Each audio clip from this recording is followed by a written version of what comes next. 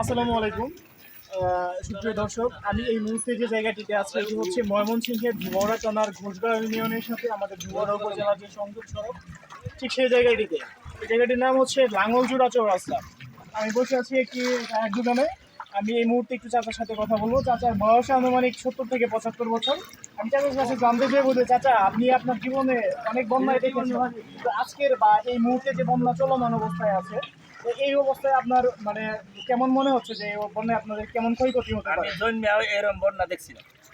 আমার জন্মের পরে এতটুকু বন্যা আমি দেখছি না, ভয়াবহ বন্যা। মানে চুলায় টোলায় পানি খাওয়া খাদ্য সবাই তুলি। বন্যা যে কি হয়, ফসল টিকে না টিকে এটা আল্লাহ মা বলতে জানে, বলার কিছু নাই। যদি ফসল টিকে আর কি সামান্য তো বুঝতে পারবে যে কিছু টিকছে আর কি। এরপর পুকুর টুকুর মাছটা যা আছে বন্যা সবই যাই গেছে গিয়া। আমরা তো দেখতেছেন যে বন্যা অবস্থা কি, মাঠ তো একটা ভর্তি দেন না, চতুর্পাশে মাঠ ভর্তি, মাঠ কিন্তু পুড়ি আছে।